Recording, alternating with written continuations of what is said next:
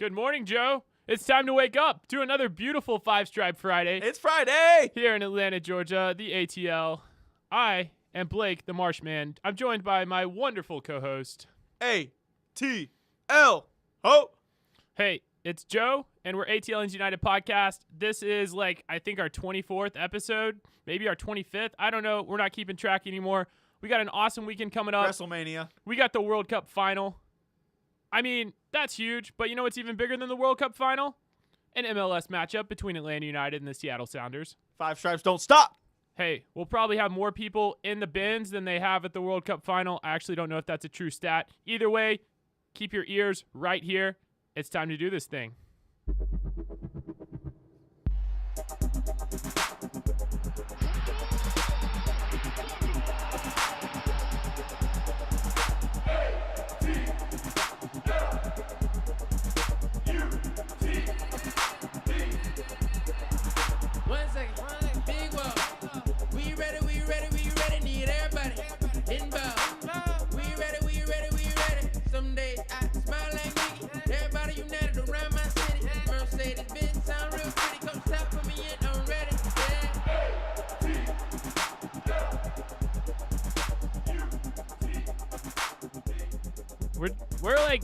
I think we're drinking coffee this morning, Joe. It's Friday morning. It's time to coffee up.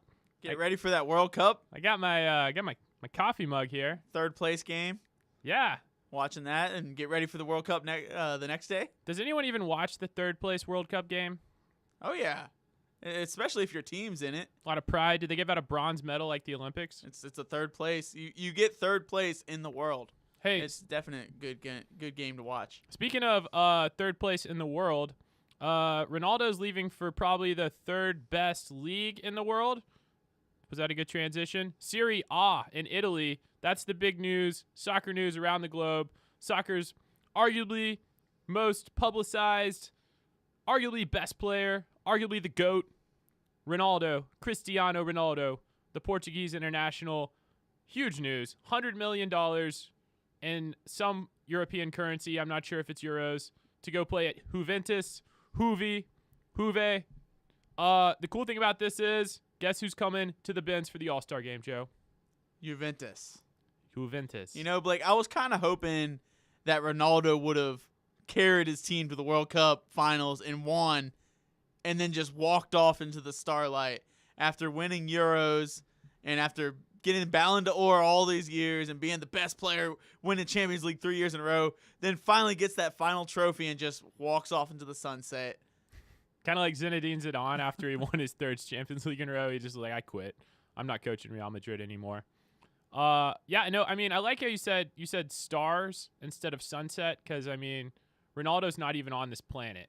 He's just up in the stars, in the galaxy. He's going to be hopefully playing in this game. I think with the transfer and how it processes, and the game's on August the 1st, I believe, I really think we might get to see Ronaldo in the bins, which would be super cool. I think he'll be the second best number 7 in that game. Yeah, that's true, because, you know, front office sent out ticket promotions this week, and right there they had Cristiano Ronaldo, number 7, and then much better Joseph Martinez. Joseph Martinez. Yeah, Joseph Martinez. Probably the more informed number 7 right now. You know, Joseph's still killing it. Hey, let's talk a little bit about what we got coming up, Joe. We got obviously the All-Star game, but don't forget, next Friday night, July the 20th at 7 p.m., we are going to do another live show. It's going to be at Gate City Brewing in Roswell, Georgia. I believe that Tata Martino still has the key to the city of Roswell, so I'm not sure if Tata is going to be there. But we will be giving out tons of swag. We're going to have a good time. You guys come up as early as you want. I think the brewery opens up as early as 4. But yeah, Joe and I will be there. We're going to have a good time. The first one was a huge success, and now we're doing it at Gate City, which are big-time Atlanta United supporters as their own brewery.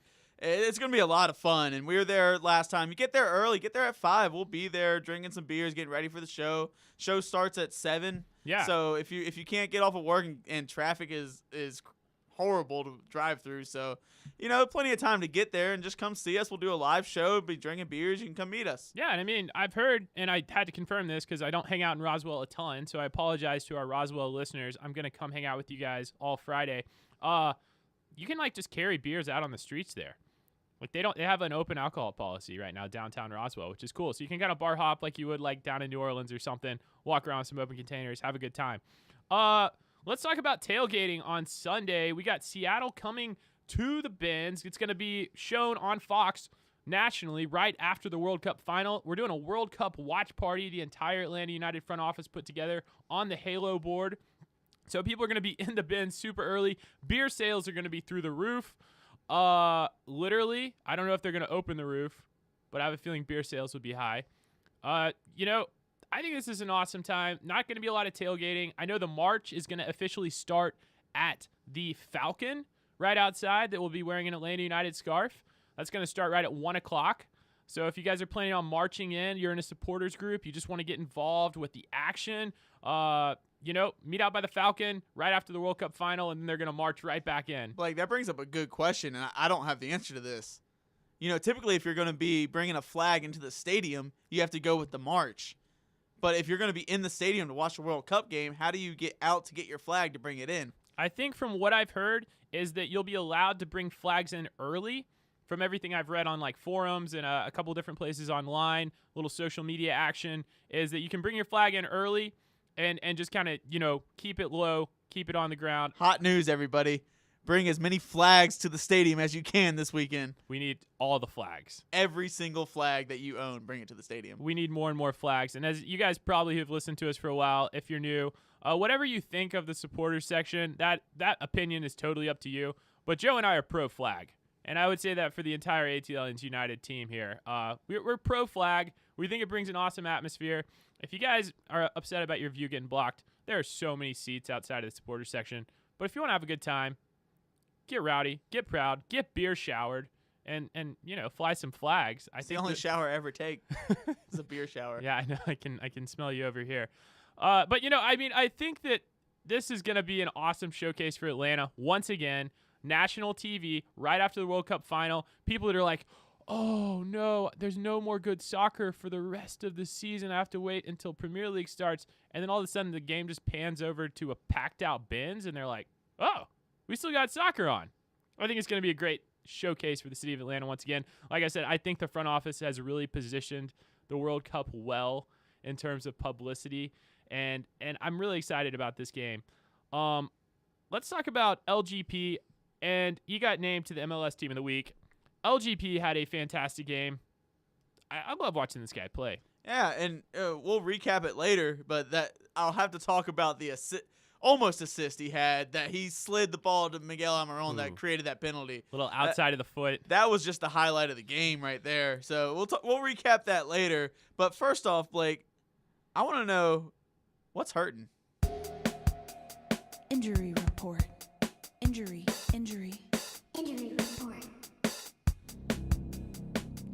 Special edition of the injury report, and it is called Green Card Report.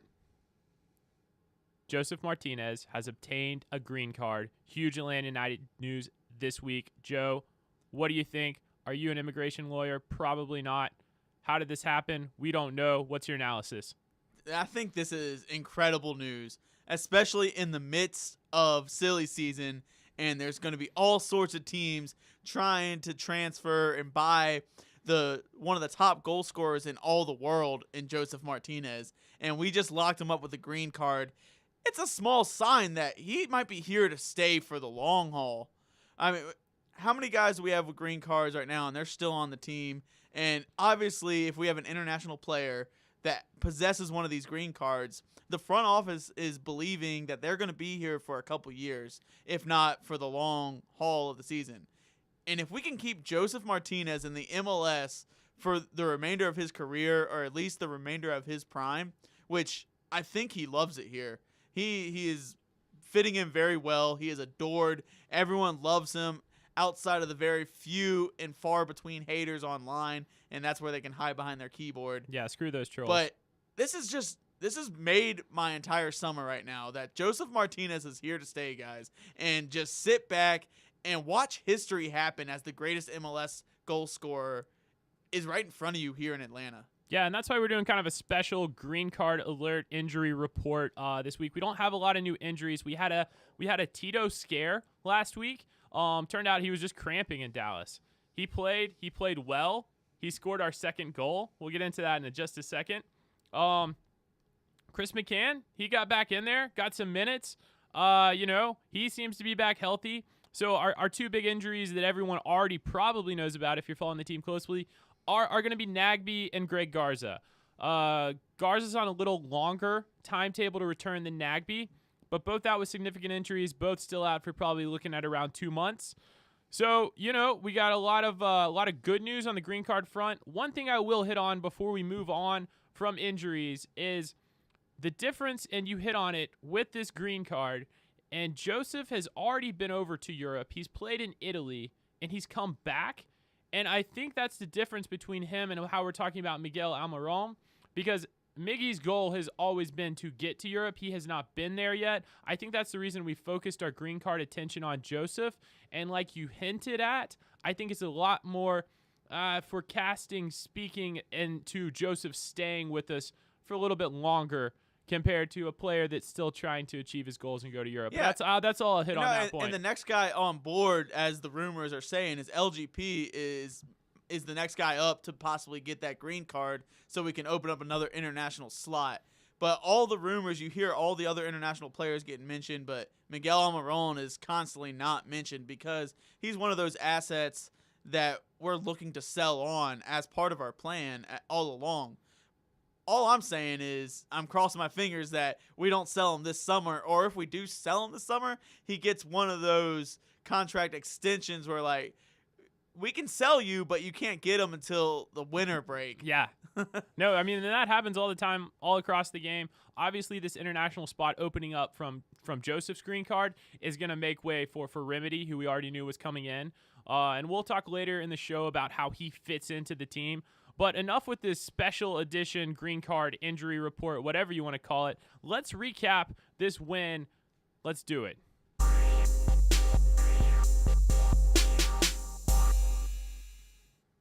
2-0 victory over the Philadelphia Union.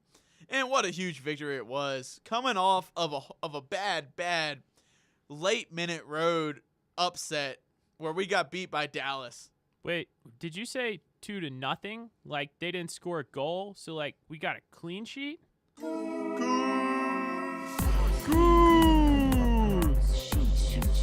Goose with another clean sheet. That a boy, Brad. Way to shut him up. Everyone was looking into this game like, oh my God, we blew it in Dallas. Are we going to blow it again? Philly's tough at home. And we came back and got that clean sheet, got 2 incredible goals. The one was a penalty, but it was amongst an incredible play that we just mentioned earlier.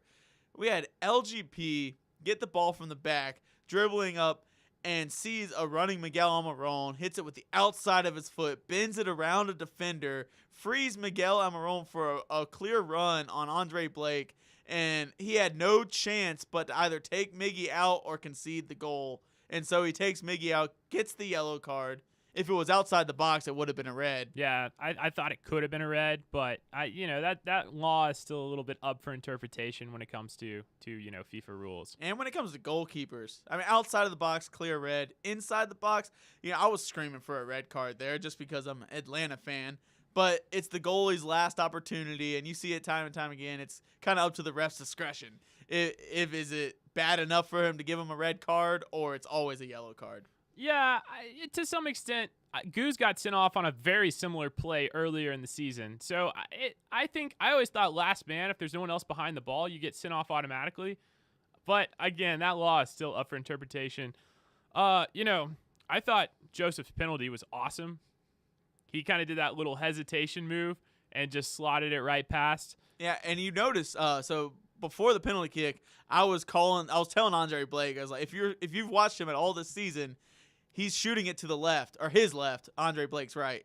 But he's going to go bottom left, because 3 out of the 4 penalty kicks he's taken this season have gone bottom left. 2 went in, 1 went off the post. Did you just say you were talking to Andre Blake? Yeah, I was like, if you watched him at all. But like you had a direct line to Andre Blake? No, I was talking through the TV. Oh, because okay. I do that from time to time. When I didn't I'm watching know if soccer you knew games. Andre personally, or I mean, he's a great goalkeeper. Or I didn't know if you were confusing him with me because my name's also Blake and I'm also a goalkeeper.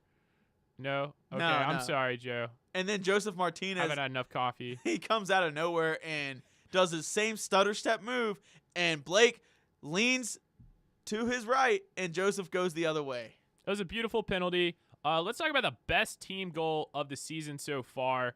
The second goal, our whole team was involved. It was a beautiful front three build-up. Joseph, Miggy, finished off by Tito Villalba. Yeah, and you got Barco in there who just made a blunder of a play on the sideline, gives up a goal kick, and is kicking himself for it. The goal kick comes out. They make 1 pass, 2 pass, and you get Lorinowitz coming in on the high press, pressuring the ball, forces a quick pass to another outlet, and Chris McCann coming from the left back and pressing the ball again and makes a really bad errant pass from the guy who felt the pressure of McCann on his back. Yeah. And the pass goes straight to LGP, who one times it to Barco, who is in a wide position, wide open, and he looks up, sees Miguel Almiron wide open in the middle of the field. There are 4 defenders close to him, but none of them within 5 to 8 yards. Yeah, no one was marking Miggy. Yeah, Miggy takes the ball, takes a bad first touch, juggles it, controls it, turns and passes, actually kind of a bad pass to Joseph Martinez. And Joseph, outstretched, reaches to stop the ball and then turns one time awkwardly, knowing Beautiful where turn. Miguel will be, and Pat leads him into the goal. And everyone's like, Miguel's going to shoot. He's got the most shots taken all year by an MLS player. He's going to shoot this and probably right into Andre Blake. Or blasted over. And he doesn't. He plays it in between 2 Philadelphia defenders where the wonderful, lovely Tito Villalba back in the game gets another goal. Villalba, Villalba, Villalba, flying down the wing. Yep. Villalba, Villalba, Villalba, Atlanta King. Dude, that was one of the best goals of the season. And if you guys are just listening, you guys don't watch Atlanta United, that was the best goal description. That was the best picture I've ever had painted in my head of a goal ever, Joe. Thank you for that. Like, I Cheers. feel like I just watched the I'll goal raise again. a glass to that. I'm gonna take another sip of coffee here. Still trying to wake up. But it was incredible. And then we onset the game, finish it out. We do what we could not do the previous game and closed it out.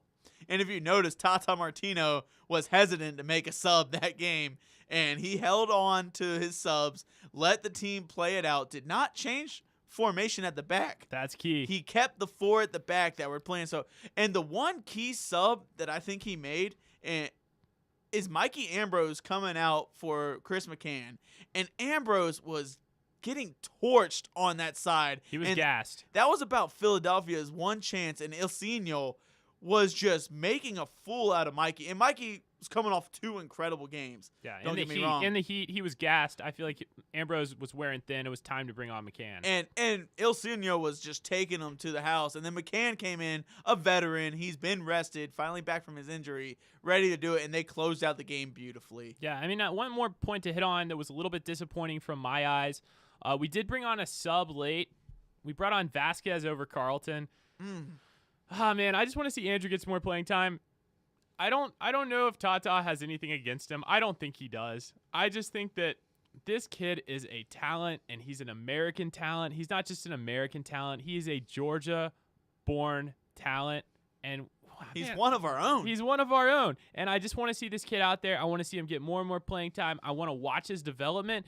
And the more I see Tata and how Tata's treating him, because this guy is pretty much the same age as Barco. It's not like he doesn't play teenagers. I'll give him 1 year younger than Barco. But it's not like Tata's anti-teenager, because Barco's a teenager out there. And I just wish we saw more Carlton. He might have lost his chance now that Tito's healthy, and we're looking full strength, and we're adding depth with Remedi coming in. But, you know, I've got one input there, and I'm a big Carlton fan. I love him above Vasquez.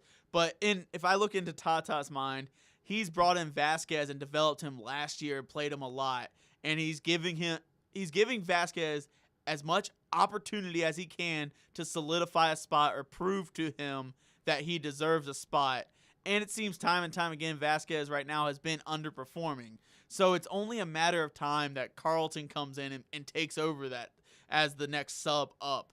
Yeah, and if Miggy leaves like his agent says he might at some point over the next year, then I think we'll see more and more of Carlton. Joe, we've hit on a lot of tactical analysis in our previous episodes. Let's talk more statistical analysis. I know you have a little bonus segment for us, just kind of like the green card report. We're going into some stats today. Let's break it down. This is Joe's statistical analysis. Yeah, and guys, we're getting to the crunch time of the season. There's only 14 games left.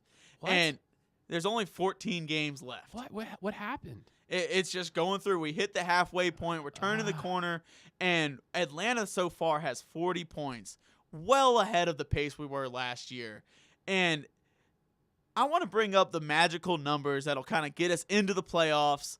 Where can we go from there? What else do we have to look forward this season? Well, we have 40 points right now. And if you look back at the history of MLS playoffs, basically 50 is the point marker that you got to get to that guarantees you a spot in the playoffs. So we're close to guaranteeing a playoff spot. Literally, if we win the next 4 games we're in, or win 3 and tie 1, we will make the playoffs.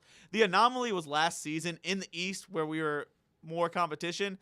The playoff teams were all 51 points or above, and that's kind of an anomaly. Usually they're around the 44 to 46 is that 6th seed. Okay. So if we win 2 games, we basically clinch a spot. But I want to dive in a little bit further. We've got a little bit of an easy schedule for the rest of the way. The strength of schedule significantly decreases. We went through a really, really tough stretch in that middle tier of our schedule.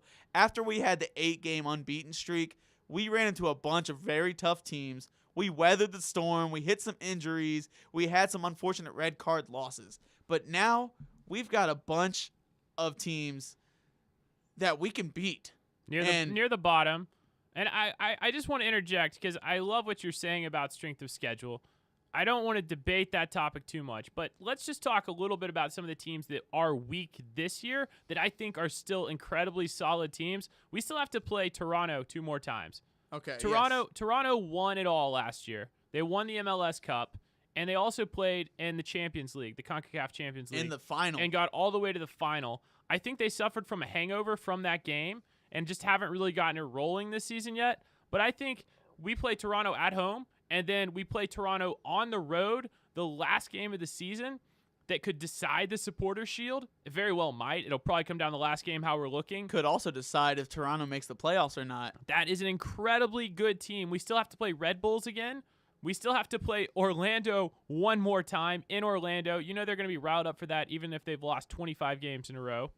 We have to play DC United with Wayne Rooney at I believe it's at DC United's new stadium.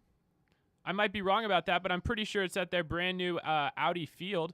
So we still have some tough matchups, but I totally agree. Yeah. Based on the standings right now, we have a great strength of schedule going into this run. You mentioned some great points about the teams we're playing, but I just can't help myself but looking further into last year where Toronto broke the record for most points in an MLS season. Well, we are 29 points away from tying that record and 30 points, which would be 10 wins out of the next 14 games. If we can win 10 of the next 14, we beat that record.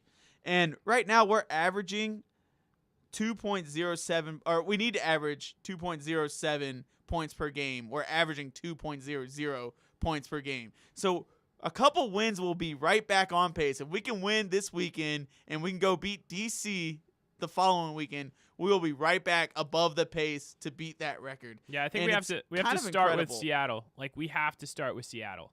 Like we got to take it one game at a time.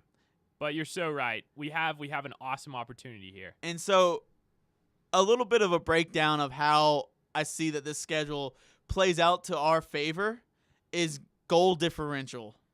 Atlanta United currently, if they're facing teams with us, we have 14 teams left on our schedule. And if I break them down, we play DC and we play Toronto twice. So out of those 12 teams, We've got What, 3 with positive goal diff? Is Yeah. that right?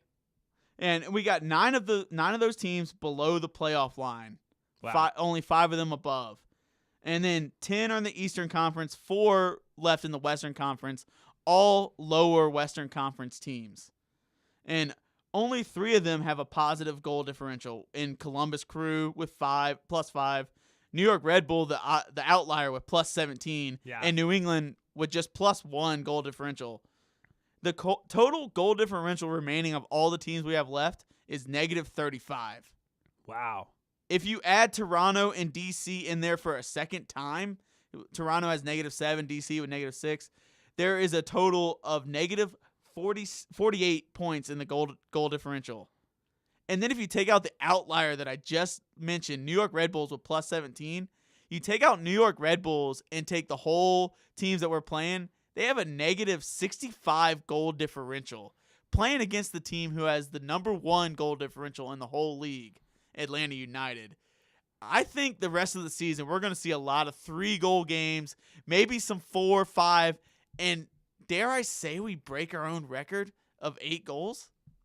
Joe, I am not awake enough for all these numbers. That was enlightening. My brain just can't handle it right now. I need some more coffee. Well, Blake, now that I've been all amped up on this, I'll tell you why. I need a beer. Beer of the week! Every single week. And this week we bring you a special beer only because the World Cup final is this weekend. I know everybody out there is going to get up early, go tailgate a little bit, get ready, get into the stadium to watch the game. And I've got a perfect tailgating beer from our very own Terrapin Brewery that is in Mercedes-Benz Stadium. Yeah, we got the bar. Well, they're from Athens, but we got the bar in Mercedes-Benz. Well, we got you a coffee stout. It's Terrapin's Wake and Bake Coffee Oatmeal Stout. Coffee Oatmeal Imperial Stout. That's a lot of words. And Blake, we've been drinking this all night, and that's kind of why we're all a little bit amped up. You've been drinking out of our special coffee mug, ATLians United home coffee mug. You guys come check. If you come to our live podcast this weekend at Gate City Brewery, we'll be selling those coffee mugs. They're pretty cool. Yeah, I thought this was just regular coffee. But I'm going to do my usual. I brought my hammer. I brought my spike. Oh, we're going to spike one home. I am ready to spike one home. All right, let's do it. And I want to honor this spike to Brad Guzan for his clean sheet. Go get another one, man. Brad, hope you had some coffee this morning, too. A-T-L Joe. Joe. Dude, this coffee. So this isn't an Atlanta beer. This is an Athens, Georgia beer, not too far away. For our UGA grads and fans that are listening, I'm not going to say go Dogs, but I just kind of said it because I'm not a dog guy myself. But Terrapin and Jittery Joe's, these are 2 old school Athens, Georgia companies. It's coffee, it's beer.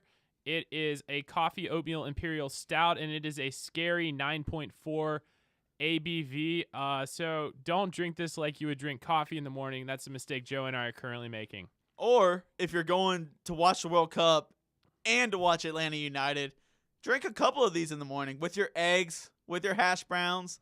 Make a little bit of bangers and mash if you want.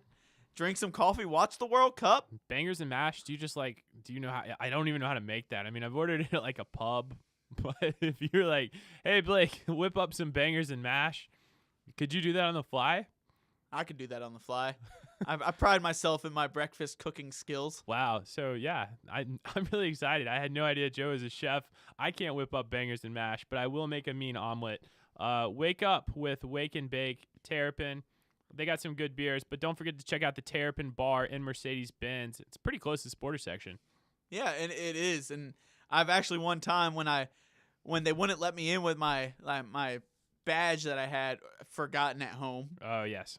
I walked through the Terrapin Bar, got a couple beers, then walked through the stands, kind of weaved my way in, and finally made it to my home in the supporters section. Yeah. Not telling you guys to do that, but if you ever get stuck in a rut, you got an option. It's a lot harder to stop you when you have 2 beers in each hand, and you're like, I can't pull out my phone to show you I have a supporters section ticket. Like, I've seen you every week. I have 2 beers right here, and they're just like, all right, just go on, Joe.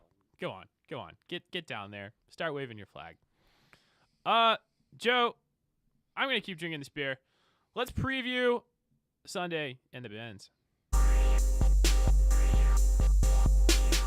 Sunday, Sunday, Sunday. Sunday scaries. Come down to Atlanta, Mercedes-Benz Stadium. We will watch World Cup final. France versus Croatia. Immediately after the game, stay in your seats, fans, or if you're true Atlanta supporters, you will be standing for the Atlanta United. A-T-L. Okay, I was just trying to get on your level. That was awesome. You might have a future, if this podcast thing doesn't work out, you might have a future as like a wrestling arena announcer.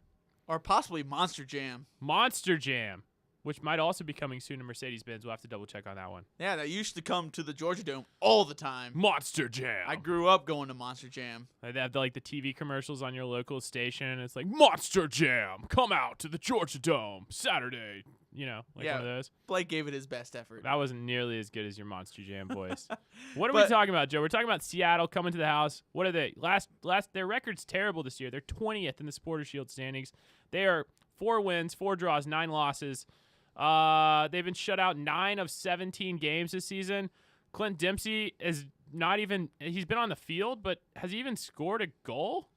Yeah, and you mentioned they've been shut out 9 of 17 games this season. Put that in perspective in Atlanta's eyes. Atlanta's been shut out twice all season. To the very first game of the season that is almost like a blip in the radar against Houston. And then that Sporting Kansas City game where we got a red card and we're kind of put behind the 8 ball in that game. Those are the only 2 times Atlanta's been shut out. Yeah, I mean, who cares? Like, these guys are terrible this year. I mean, and it's not normally that I go into a game overconfident, and I'm not going into this game overconfident that we're going to win. I'm just saying Seattle has been terrible this year. They still have great fan support, not hitting on the Seattle fan base. They still get there. They get rowdy, just like we do in Mercedes-Benz. They play in an NFL stadium, but they still pack it out. Sounders faithful. They kind of launched this new MLS, wave when they opened up there.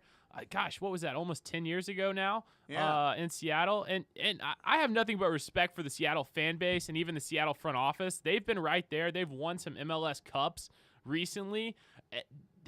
Signing Clint Dempsey was a great move at the time. He's, like I said, is only at 1 goal this season so far. But you talked about goal differential a lot. They're at -7 goal diff on the season, sitting at 20th out of 23 teams in the Supporters Shield. This just isn't that great of a team this year. Yeah, and Blake, you mentioned that they have a good fan support. I'm very curious, and I know that any Sounders fans listening might hate that I say challenge them on this one, but Portland Timbers brought in an incredible amount of fans, and they were very classy, solid fans to our stadium. Will Seattle Sounders bring that much fan support to Mercedes-Benz?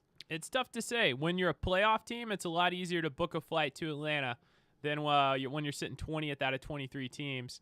So, I mean, I think part of it was the hype. I think there was another factor in the game that unfortunately Nagbe went off injured. But did you see they unfurled a little mini Nagbe tifo for him up in the Portland stand? So a lot of it was to pay homage to a legend for Portland. Nagbe had been there for many, many seasons and really had led that team, scored some wonderful goals, and been an integral part of that unit. So I think Portland had like double motivation to come travel. I don't know if Seattle fans are going to travel quite as well as Portland. Hey, and you just mentioned Darlington Nagbe. I kind of want to bring up, I'm going to jump ahead a little bit here, but Darlington Nagbe has one key factor in this game. He's going up, he's not playing, but Will Bruin's coming to the team. Will Bruin, if you guys don't know your college soccer stats, Will Bruin came in the same time as Darlington Nagbe, and Bruin was at Indiana, Nagbe was at Akron. And they've got this thing called the Herman Trophy, which is kind of like the Heisman Trophy of soccer. And in 2010, Darlington Nagbe beat out Will Bruin as the winner of that Herman Trophy. It's kind of throwing a little shade at Will Bruin there, and he's one of their star guys.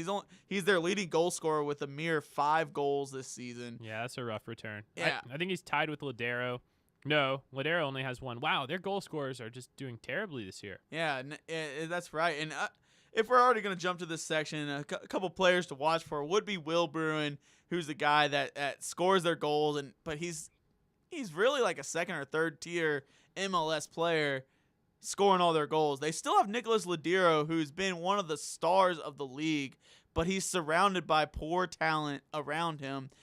And they've been hit by the injury bug early this season. If you guys don't remember Jordan Morris, early this preseason, Tore his ACL. and out for the entire season. Yeah, and he's probably their best goal scorer going into it. And you got Clint Dempsey on their team. Yeah. A USA phenom. Legend. He's a legend. No longer a phenom. He is really on the back end of his career. He still could come up with some surprise plays and amazingness. It's just a very Clint Dempsey style of finding that ghost area where no one is, and he's there in the right spot, right time. Yeah, he's more likely to get a red card right now than to get a goal, and he's also more likely to, be a phenom in his rap game than he is on the field. If you guys haven't checked out Clint Dempsey as a rapper, back when the USA was actually in the World Cup, there were some YouTube videos of Clint Dempsey. Apparently, he's an amateur rap artist. But yeah, and also, Joe, if you guys are going into work today and you want a little, hey, I'm smarter than you knowledge, you can tell your friends that there's a Heisman Trophy in college soccer, because I really didn't know that till you just mentioned that to me. And it almost sounds like the Heisman, but it's the Herman, the Herman Trophy. The Herman Trophy, cool. But, Seattle is trying to rebuild their team, and they just recently came out with a new designated player. And they watched Peru, who had an incredible run to get to the World Cup. And we thought they were going to be one of the teams to make it out of their group, to be a surprise. But dark horse. They kind of struggled the first two games before they brought it on in the very end. But they signed a Peru international and Raul Ruidiaz as their forward. He's coming in. He's a kind of a replacement for Jordan Morris, or maybe in the future to be playing side by side. And he is a guy that can come in and score goals for them. But do not expect him to come here for Atlanta. They had a little one-on-one interview with their coach this weekend, asking if Diaz is going to make the game. And the coach said, well, there's a chance that he might fly into Atlanta and meet us there. Well, if he does make the team, probably the 23-man roster to watch the game. Or maybe a late sub. But I doubt he'll come in. But another guy that played in the World Cup for them that they're direly missing is a guy that played for Sweden, who outdid all odds and made it so far in the World Cup, and they've been missing Gustav Svensson, central defensive midfield, who had an incredible World Cup. Yeah, he's not going to be back either. There's no way. He's going to have to take some time off, and that's everything I've read is he won't be back. I believe he will be at the game, and I think he might even make the bench because Seattle is just starving for points. Dying to have him back. Yes. Let's break all these players down. Let's break all this game info down a little bit further. I think, Joe, we got to talk about Tata's tactics.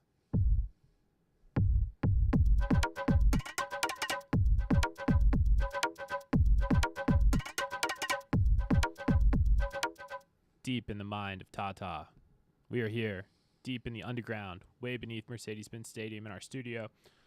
Joe, drinking a little bit of coffee stout. Still drinking coffee. Joe, you're Tata. What are you thinking? See. Left back. Left back is a question mark. Anyone that's been following our starting 11 all year, they want to know what is going on with left back. Garza, we signed him in the offseason, knowing he had injury history. Guess what? Garza gets hurt, misses most of the season. Mucho gusto. We miss you, Garza. You're a great player when you're not hurt. Reminds me of Daniel Sturridge for Liverpool. Ambrose comes in, plays fantastic. McCann was playing well when we were playing at 3 at the back. Now we switched to 4 at the back. Ambrose has played great at left back. Who is our starting left back the rest of the season? Joe, a.k.a. Tata. Chris McCann, when healthy, is our number 1 left back. Wow. Okay. Ambrose is a great spot filler, has had a couple of flashes of brilliance, but still has not fully developed. Chris McCann, a seasoned veteran, we brought him in as one of the very first one of the first 5 signed Atlanta United players. And one of the highest paid players on the team. Not that money rules everything, but I'm just throwing it out there. The front office wants a little return on their investment.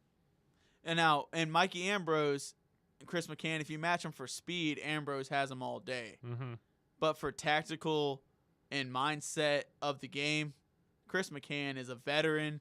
He knows how to play. He knows positionally where he should be. And he's taller, stronger, bigger.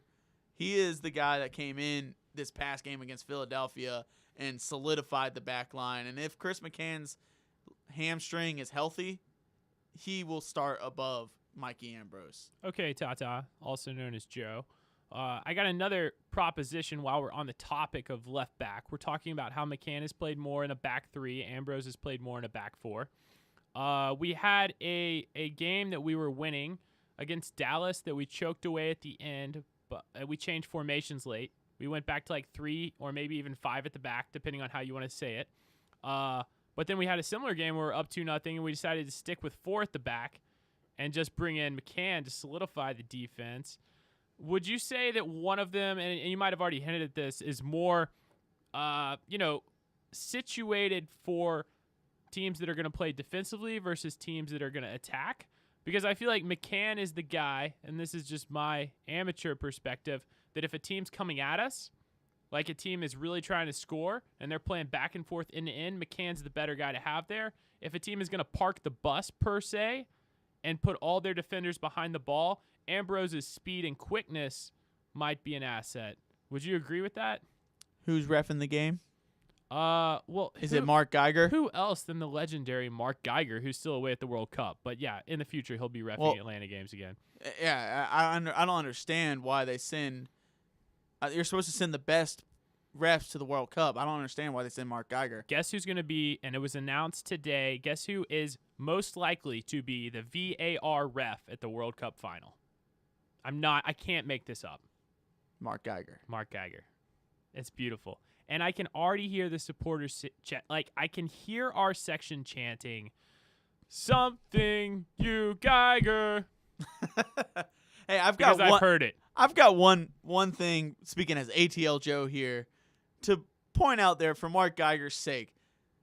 I hope that going to the World Cup and experiencing the time he's had with some of the best refs in the entire world. Yeah, maybe you learned something. Maybe he can bring something back of value to the MLS and learn how they do it in the World Cup and bring it to the MLS. Like, Geiger has had his fair share of tragedies here in Atlanta, and I'm sure if we reach out to other fan bases, they've felt the same. Maybe he can bring something back and share it with the other refs. Some of the other refs have been fine here, but Geiger may have learned something, and maybe we'll see a new Geiger when he comes back to USA. A reborn Mark Geiger. I couldn't ask for anything more. I'm sure Tata couldn't ask for anything more because he's been vocally critical of Geiger in the past. Okay, so I got another question for you. We got a new player coming in, Tata. He is apparently on the plane right now, about to land in Atlanta. Or maybe he already landed. I don't know. No one knows. Where in the world is Eric Remedi? Keep your social media ready. Refresh your Twitter feed. Waiting for those Snapchats of Remedi landing in Atlanta. So either way, he might already be here. He might not. I haven't checked social media in a while. Remedi's coming into the team. Let's talk about how he's going to affect our starting lineup immediately.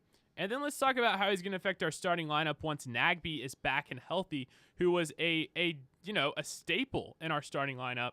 What do you think, Joe? Well, in the immediate future, that you're talking about Seattle Sounders game that we've got this weekend. Well, Remedi's coming to a team that is in form, that has been playing very well together, and he has not trained with them for a single second. Yeah, we won't see him. He is not going to make that starting 18. He might make the 23-man roster, the preliminary roster, just so he can be on the bench and watch the game with his new teammates. Yeah, get to know everybody. But there is no chance he makes that 18-man roster. And then I think it's going to take, if you're talking about long-term future, it's going to take a couple weeks before he makes his way into the lineup, and it might be a slow transition. But in the next 2 to 3 weeks, you might see him make the 18-man roster and maybe make some sub appearances. And then if you're looking for where is he going to play, I think he is a like-for-like replacement for Jeff Larentowicz, who is a guy on the end of his contract.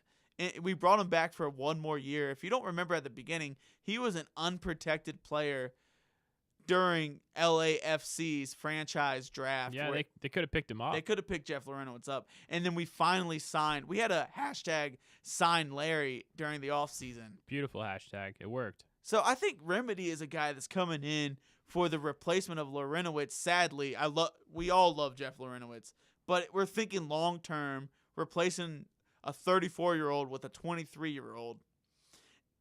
And I think by the end of the season, possibly he would be a good fill in for injured players. He's going to maybe make his way, but we have a solid team right now where he's going to have to fight and scratch and prove himself in the training grounds that he should be a starter on this team. Because right now, we have a solidified starting 11, and past that, we have 3 to 4 players that can come in and start right away. So Remedi's going to have to come prove himself in the training grounds. Blake, give me your thoughts. Yeah, well, I think we could maybe bring him in initially on ATL UTD2 to get him kind of warmed up to speed. I think that's an idea. That's a great part about ATL UTD2 this year is that we do have that option to get players up to speed. We've seen Carlton get a lot of game time down there, Ambrose as well. I don't think that's really the case long term. I think long term, and we're talking about once Nagbe is back healthy, and we're talking about possibly even going into next season because we've signed some of these players up for multi-year contracts. I'm sure if we're bringing him over from Argentina, he's on a multi-year deal, especially bringing him halfway through the season. We know he's going to be here next year. I think you hit the nail on the head. I think Larry is fantastic. But you know what? Larry is up there in age. He's 34 years old in terms of soccer player age, not in terms of like actual age. 34 is very young still, but he's got maybe 2 to 3 years left in his prime. And as he gets older, it just happens. You're going to have to rotate more and more. You can't play as many games. We have goals of hitting the CONCACAF Champions League next year. We have goals of going further in the U.S. Open Cup. So I think we're going to need more and more depth. I agree. I think we will see Larry slowly phased out as his career is phased out. And I think that we see Remedi be that central defensive midfielder. And I think our midfield three will most likely be Remedi, Nagbe, Almiron if everyone's fully healthy. Time will tell what happens with Miggy. But I still think that we will see Remedi right behind Nagbe in the midfield for years to come here in Atlanta. Very great analysis, Blake. And I can't help to just emphasize how much this coffee stout has got us so hyped this day. We're caffeinated. And this is our beer of the week, and I highly, highly suggest if you guys are going to make it all day long during the World Cup watch party at Mercedes-Benz Stadium, Drink some of this coffee. go man. out and buy this Wake and Bake by Terrapin. It's a oatmeal stout, and it has high-octane coffee mixed with high alcohol volume beer. So you get a little drunk and high of coffee, a little amped up, Terrible ready combo. to go. Hey, And it's going to be a wonderful, wonderful weekend. And, guys, come out and meet us next week. We're going to be at Gate City Brewery. We're going to do a live podcast. It's going to be a great show. And just come drink some beers with us. yeah, Joe, before we take off, let's get your score prediction. We're playing the worst team in the MLS this season. And we, right now, are the best team in the MLS. Well, they're not the worst, but almost. I got you. 4-0. 4-0. Hey, Joe, you know what? I've had a lot of coffee. How about this? How about we win this one 5-1? Woohoo! All right. I like it. Big day in the Benz. Guys, like Joe said, come out, see us next Friday, Gate City in Roswell.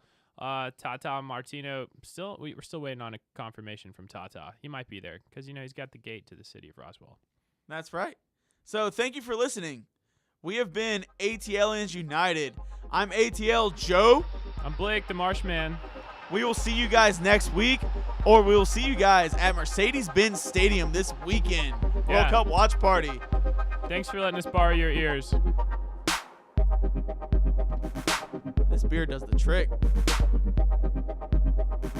A-T.